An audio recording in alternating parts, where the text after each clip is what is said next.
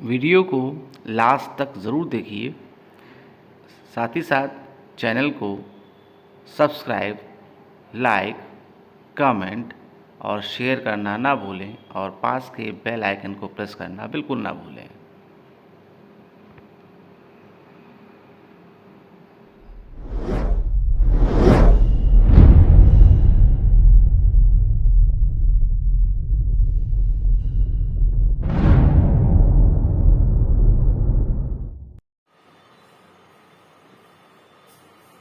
Good morning students. आज हम chemistry class 12 की पढ़ा रहे थे, उसका सेकेंड लेक्चर स्टार्ट करने जा रहे हैं। फर्स्ट लेक्चर में हमने पढ़ा था कि क्रिस्टलाइन सॉलिड क्या होते हैं, क्रिस्टलीय ठोस क्या होते हैं और साथ में एमॉर्फस सॉलिड क्या होते हैं, यानी अक्रिस्टलीय ठोस क्या होते हैं। साथ ही साथ हमने समझा था इन दोनों में क्या डिफरेंस होता है। आज हम क्रिस्टलीय ठोस, इसके कितने भाग होते हैं, इसको कैसे क्लासिफाई कर सकते हैं, उसको समझेंगे।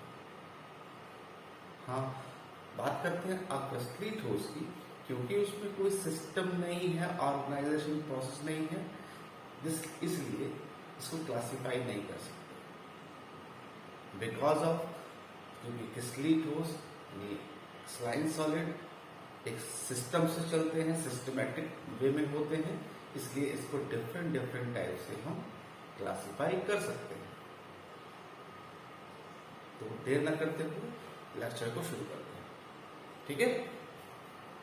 तो क्रिस्टलाइन सॉलिड जो होते हैं उनको उनके कांस्टेंट पार्टिकल्स यानी अवयवी कण तथा नेचर यानी उसकी प्रकृति के आधार पर बेस पर 4 भागों में डिवाइड कर सकते हैं। नंबर 1 मॉलिक्यूलर सॉलिड आणविक ठोस, दूसरा आयनिक सॉलिड मतलब आयनिक ठोस, नंबर 4 कोवैलेंट और नेटवर्क सॉलिड, और लास्ट होता है मेटेलिक सॉलिड मतलब धातु ठोस। तो हम इस लेक्चर में इसके लिए आगे इसी पर ही बात करने वाले हैं। तो कैसे बात करेंगे देखते हैं। सबसे पहले मॉलिक्यूलर सॉलिड। अब ये मॉलिक्यूलर सॉलिड होते क्या हैं? जितने भी मॉलिक्यूल्स हैं, जो भी सॉलिड्स हैं जिनके कॉन्स्टिट्यूएंट पार्टिकल्स ही मॉलिक्यूल्स हैं, वो आपके क्या होते हैं? Molecular solid. ये बेसिकली 3 टाइप के होते हैं। नंबर पहला non polar molecular solid, second polar molecular solid, और तीसरा होता है हाइड्रोजन बॉन्डेड मॉलिक्यूलर सॉलिड। ठीक है, तो हम 1 बाय 1 चीजों को समझ लेते हैं, इनके तीनों पार्ट्स को भी। सबसे पहले नॉन पोलर मॉलिक्यूलर सॉलिड। जो भी नॉन पोलर मॉलिक्यूलर सॉलिड्स होते हैं उनके अवयवी कण यानी कॉन्स्टिट्यूएंट पार्टिकल्स या फिर परमाणु होते हैं या फिर नॉन पोलर मॉलिक्यूल्स होते हैं, यानी ऐसे मॉलिक्यूल्स होंगे, ऐसे अणु होंगे जिसमें पोल्स नहीं होंगे। पोल्स कैसे कितने होते हैं?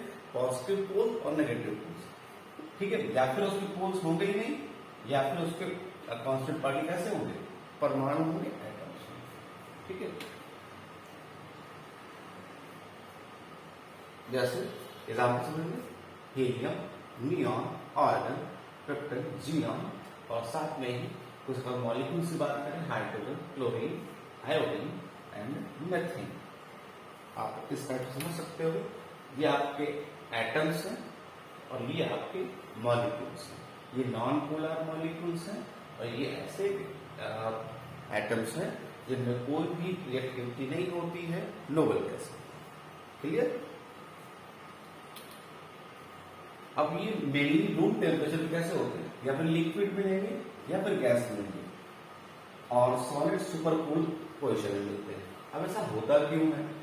नॉर्मली हमारा एटम इस टाइप से मूव करता है, इसके इलेक्ट्रॉन ऐसे मूव करते होते हैं, कभी कभी क्या होता है, इनके जो इलेक्ट्रॉन्स हैं ये एक जगह डेंसी हो जाते हैं, मतलब एक जगह आएगा।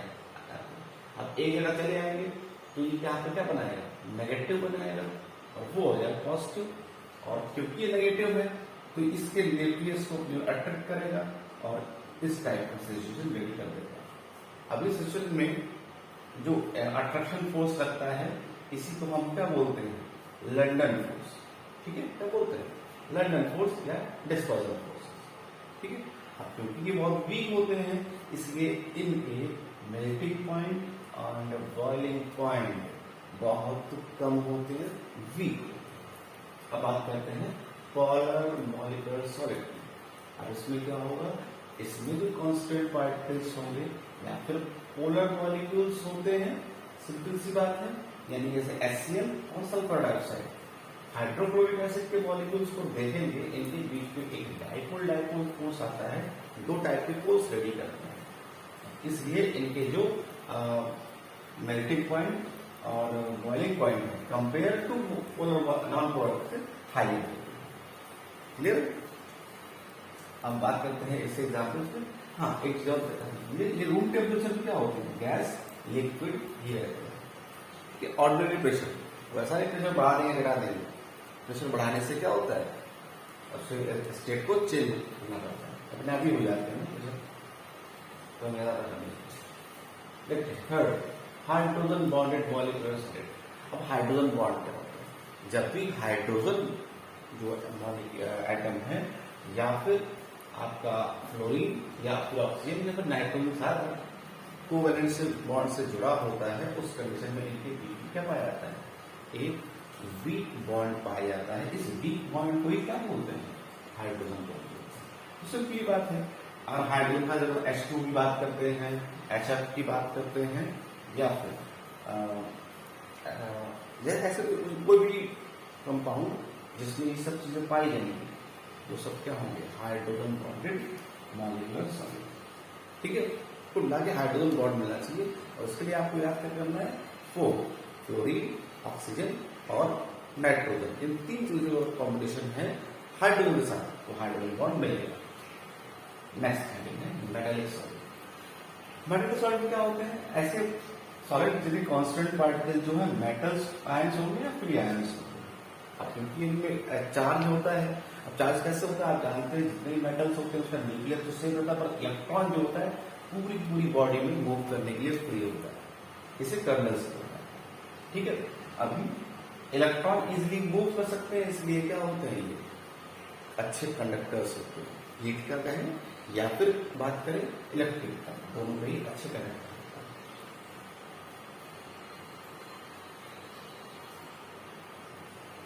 अब क्योंकि फ्री इलेक्ट्रॉन है, मोबाइल इलेक्ट्रॉन्स मिलते हैं, इसलिए जो क्या बोलते हैं, इसमें मेटेलिक बॉन्ड भी पाया जाता है, इसलिए मेटेलिक बॉन्ड बोला जाता है। और क्योंकि ये बहुत स्ट्रांग होते हैं इसलिए इनके मेल्टिंग पॉइंट और बॉइलिंग पॉइंट बहुत हाई होते हैं।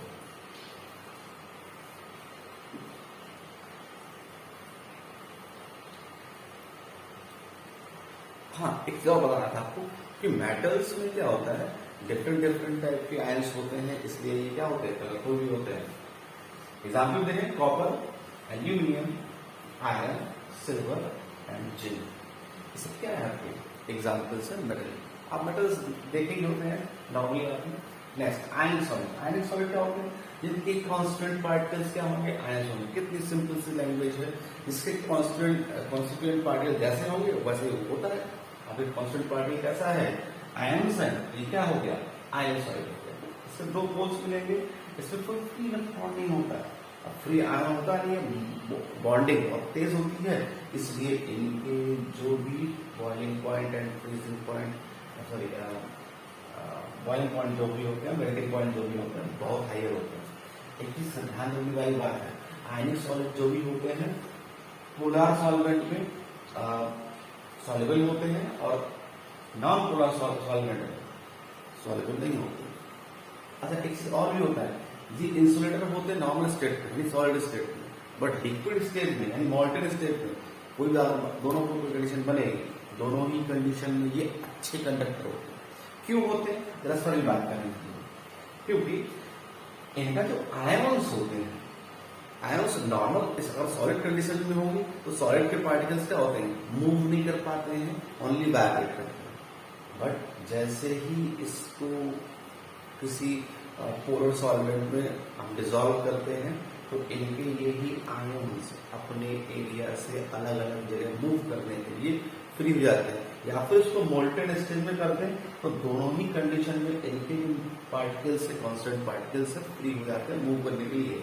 इसलिए ये क्या करते हैं, चार्ज कैरियर का काम करते हैं, और चार्ज कैरियर का काम करेंगे तो वो सॉलिड क्या हो जाएगा, वो पोजिशन क्या हो जाएगी, आपकी बन जाएगी कंडक्टर। एग्जाम्पल्स देख लेते हैं, सोडियम क्लोराइड, NaCl नमक होता है, zinc sulphide, magnesium oxide, caesium chloride. तो क्या है आपको आगे सॉलिड के एग्जाम्पल्स। नेक्स्ट बात करते हैं कोवलेंट और नेटवर्क सॉलिड। अब कोवलेंट का मतलब समझ में आता है, कोवलेंट बॉन्ड तो हो गई होगा। अब होता है क्या है, मेन चीज क्या है, ये जो एटम्स हम लेंगे कांस्टेंट पार्टिकल्स रहेंगे वो ऐसा होना चाहिए, नॉन मेटल एटम होना चाहिए, और उनके बीच में कोवलेंट बॉन्ड होगा। तो आप देखिए ऐसा स्ट्रक्चर रेडी हो रहा है कि नेटवर्क का स्ट्रक्चर रेडी होगा, ये नेटवर्क स्ट्रक्चर बोलते हैं इसको। अब इसीलिए इन सॉलिड्स को क्या बोलते हैं, नेटवर्क सॉलिड भी बोला जाता है। अब क्योंकि कोवलेंट बॉन्ड के थ्रू कनेक्टेड है इसलिए क्या बोलते हैं, कोवैलेंट आपका सॉलिड भी होता है। अभी अब क्योंकि नेटवर्क का स्ट्रक्चर फॉर्म कर रहा है तो सॉलिड बोल दिया गया, ठीक है। अब ये इतने हार्ड होते हैं क्योंकि नेटवर्क जो होता है बहुत ही स्ट्रांग होता है। अब जो इसको पावर दी जाती है ये इसको डिस्ट्रीब्यूट कर देता है, इसलिए ये बहुत ही सॉलिड होते हैं। इसलिए इनका melting point and boiling point बहुत ही हाई होते हैं, और ये नॉन कंडक्टर्स होते हैं नॉर्मली। फॉर एग्जाम्पल के लिए डायमंड को देखेंगे आपको ऐसा कोई स्ट्रक्चर मिलेगा, और कोवैलेंट बॉन्ड थ्रू का है, और ये आपको जो दिख रहा है 3 डायमेंशनल है। इसलिए ये क्या होते हैं, अदर कोवैलेंट सॉलिड से कुछ अलग ही है, एक्सेप्शन है ये डायमंड में बहुत ही ज्यादा पावर होती है, नॉर्मली ये ब्रेक आप नहीं कर सकते, ये हार्डेस्ट है। एग्जाम्पल के लिए लेते हैं, ग्रेफाइट है, कार्बन है, ओक है, या फिर क्या है, एग्जाम्पल्स हैं आपके। तो इसी साथ आज का ये लेक्चर समाप्त होता है। जो भी हमारे चैनल पे नए हैं प्लीज इस चैनल को लाइक, शेयर और सब्सक्राइब जरूर कर दें, और आगे आने वाले लेक्चर्स आपको इजीली मिल सके तो बेल आइकन को प्रेस करना ना भूलें। Thank you and have a nice day.